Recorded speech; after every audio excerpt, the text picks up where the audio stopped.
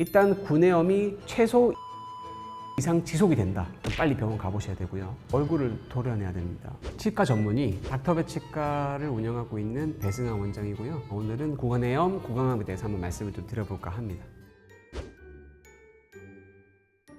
구내염은 뭐 지금 보시는 분들 중에 경험 안 해보신 분들은 없을 겁니다. 구내염 발생하는 사람들 중에 절반이 6세 이하의 절반 정도가 발생을 합니다. 그러니까 지금 현재 구내염이 있는 사람 중에 절반은 아기들이다. 한 번쯤은 다 경험을 해봤을 거고요. 입안에 이제 닿으면 아픈 거 있죠. 정말 극심한 통증이 생기는 그런 이제 구내염이라고 하죠. 건드렸을 때. 하지만 구내염의 종류가 정말 많기 때문에 우리가 아마 지금 영상 보는 분들 중에서 기본적으로 구내염 하면 생각하는 거는 이제 혓바늘 입병이를 생각하실 거예요. 혀나 볼 같은 데 생기는 뭔가 이렇게 동그란 점막에 이제 생긴 그 형태를 말씀하실 텐데 건드리면 아프죠. 이게 이제 구내염이라고 일반적으로 말씀드릴 수가 있습니다. 이걸 뭐 구분짓기보다는 쉽게 생각하시면은 뭐 혓바늘이 구내염이다 이렇게 말씀드릴 수는 없고요. 기본적으로 이제 혀 안쪽이나 볼 점막에다가 동그란 이 형태의 궤양처럼 이제 하얗게 생긴 게 이제 구내염이라고 보시면 되고요. 구내염은 일단 통증을 유발하기 때문에 딱 구분이 지어집니다. 원칙상은 다르죠. 구내염은 입안 전체에 생기는 염증이다 이렇게 생각하시면 됩니다. 구내염이 생기는 이유는 너무너무 많죠.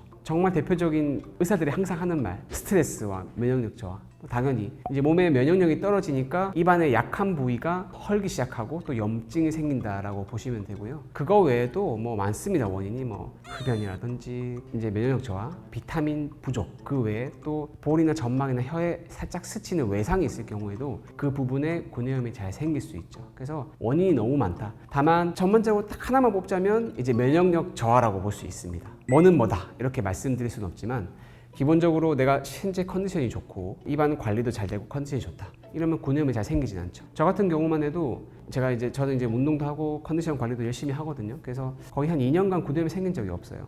그런데 이제 아기들은 면역력이 떨어져 있으니까 구내염이 잘 생기겠죠. 나이 든 분들도 몸이 피곤하고 수면이 부족하거나 뭐 영양분이 공급이 제대로 안 되거나 하면은 이제 구내염이 잘 생깁니다. 그래서 내가 구내염이 자주 생긴다? 내가 현재 몸의 컨디션이 안 좋고 면역력이 떨어져 있구나. 라고 생각하시면 되는데 면역력 저하가 구내염으로 이어진다. 뭐 이렇게 딱 독일하게 볼 수는 없겠죠. 자기 스스로 몸이 상쾌하다고 느끼는 거지. 아마 몸은 면역력이 떨어져 있을 거예요. 면역력이 떨어져야 구내염이 잘 생깁니다. 면역력이 떨어지면 구내염뿐만 아니라 아까 말씀드린 잇몸 질환도 잘 생기고 안 좋았던 관절이 한 번씩 아프고 뭐 신체 안 좋은 부위가 갑자기 뭐 붓거나 안 좋아질 수 있겠죠. 치통도 갑자기 생기고 결국 면역이 저하됐기 때문에 구내염이 생겼다라고 생각하시면 좀 편합니다. 그렇게 생각을 할 수도 있을 것 같아요. 왜냐하면 구내염이 생겼다는 거는 몸에 현재 면역력이 좀 저하되고 영양분이 결핍되었다 또는 비타민이 부족하다 이렇게 생각할 수 있기 때문에 구내염이 자주 생긴다는 거는 내 몸이 어딘가 또 안 좋아지고 있을 가능성이 높다라고 생각하실 수 있겠죠.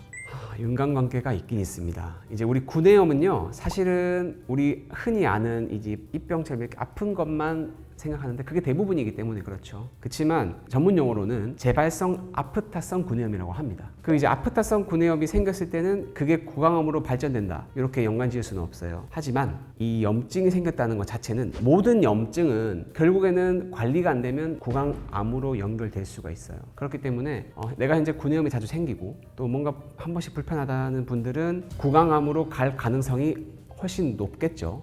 그래서 구강암의 모든 구내염의 전조 증상이라고 볼 수는 없지만 내가 구내염이나 어떤 입안에 어떤 증상이 생겼을 경우에 이 증상이 6주 이상 지속된다. 치과를 가서 혹은 이비인후과를 가서 꼭 검사를 받아보시는 게 중요합니다. 그래서 구강암이 생기기 전 단계일 수도 있기 때문이죠. 우리가 사실 암이 생긴다는 거는 젊은 사람들은 잘 안 생기잖아요.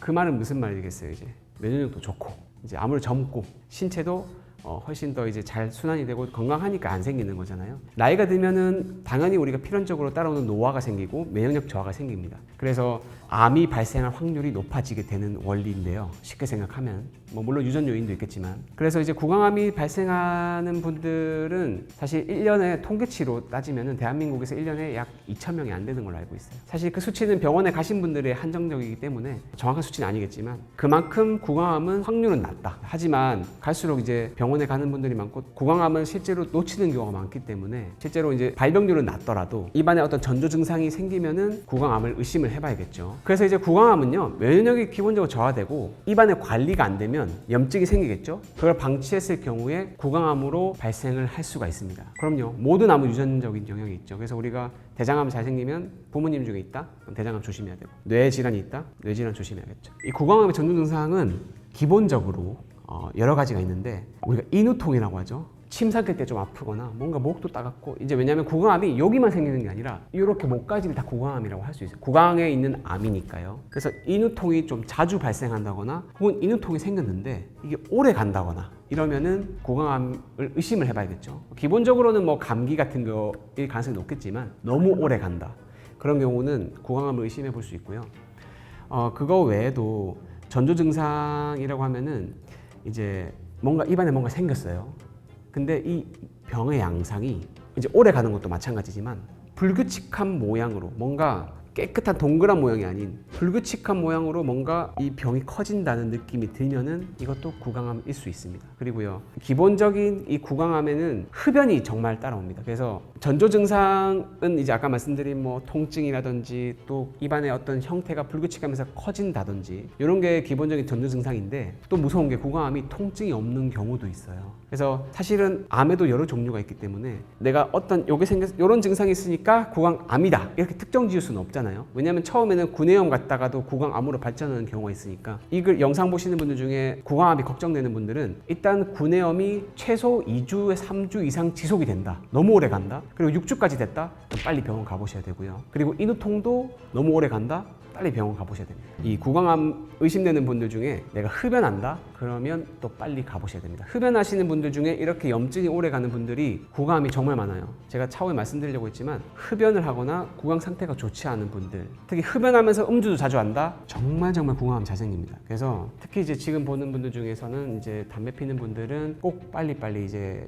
치과를 가보시는 게, 혹은 이비인후과를 가보시는 게 중요하고요. 그리고 이제 연구 결과에 나온 내용 중에 하나인데 우리 인유두종 바이러스라고 있죠. HPV 바이러스 질환을 신체에서 뭔가 보균자를 갖고 있는 분들, 이런 건 이제 피검사하면 나오거든요. 그런 분들이 구강암이 조금 더 잘 발생한다는 연구 결과도 있어요. 그래서 이제 종합적으로 원인이 많기 때문에 다 종합적으로 참고해서 본인이 병원을 가야겠다 싶을 때는 가시는 게 좋습니다. 암 자체는 대부분 전이가 되죠. 구강암 환자분들 중에서 오래 암이 퍼졌을 경우에 얼굴을 도려내야 됩니다.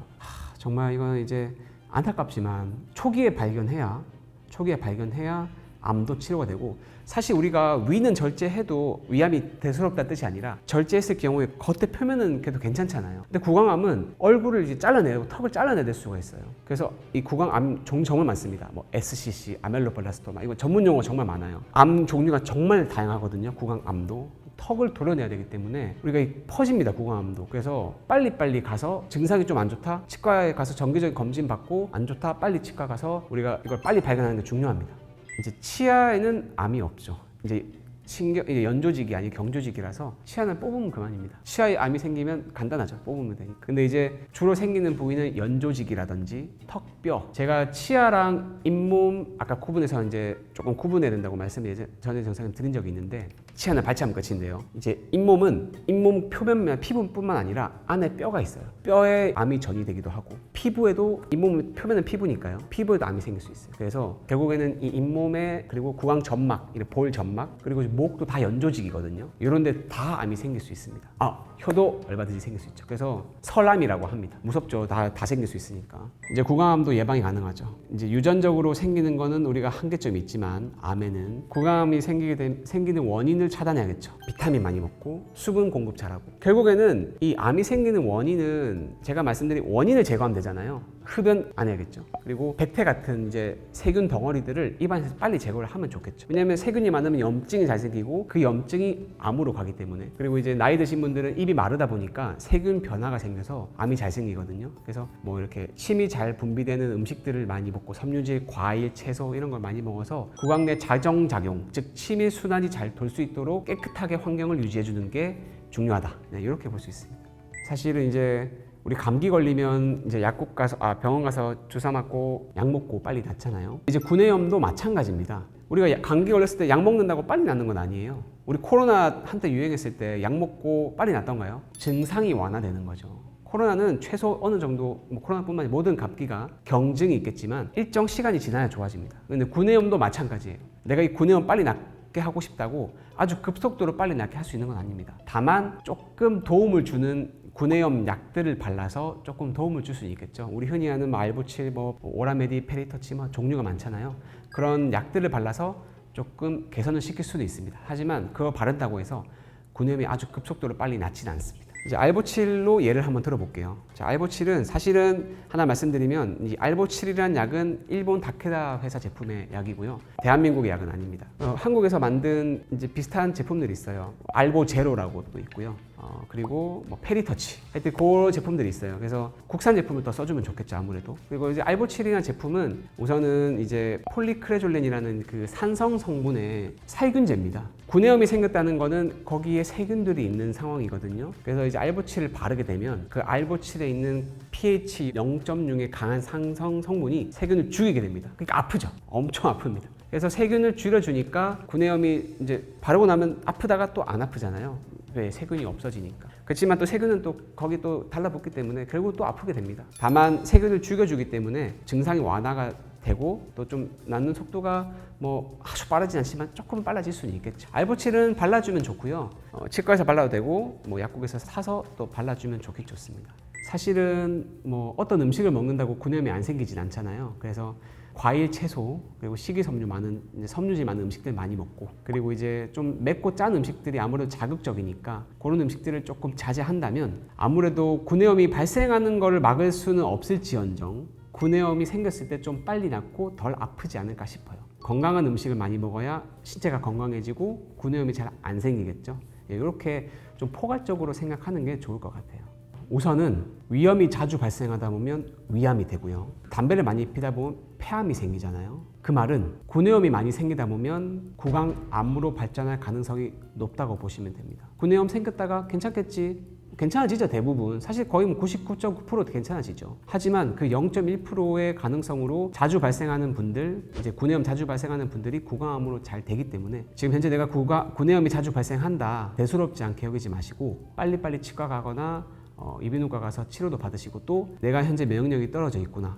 그래서 신체 관리를 해서 몸의 면역력을 끌어올려서 구강암이 발생하지 않도록 노력을 하셔야 됩니다. 오늘 말씀드린 기본적인 구내염은 재발성 아프타성 구내염이라고 해서 이제 우리 흔히 생기는 입병을 말씀드린 거고요. 사실은 이제 뭐 좀 전문 용어는 어렵지만 편평태선이라든지 뭐 캔디다 구강 구내염, 뭐 또 헤르페스성 구내염이라고 해서 이렇게 입술 주변에 수포처럼 나는 그런 구내염도 있어요. 이제 다만 모든 그런 구내염들은 다 구강암으로 발전하진 않습니다. 기본적으로는. 하지만 그런 구내염들이 구강암으로 발전할 전조 단계일 수 있고요. 그래서 이제 그런 구내염들이 결국 구강암으로 발생할 수 있기 때문에 구내염이 생겼다. 그러면 일단 치과를 가서 이비인후과를 가서 검사를 먼저 하면 되고요. 그러면 치과 원장님이 보시고 뭔가 양상이 이상하기 때문에 대학병원으로 보내주세요. 일반 치과에서 구강암을 치료하진 않기 때문에. 그래서 대학병원을 가면은 기본적으로 이제 구강내과라고 하거나 또는 구강외과라고 해서 이제 구강외나 뇌를 전문적으로 보는 이제 과가 있어요. 일반적인 우리 서울대학 뭐 병원 이런 데가 아니라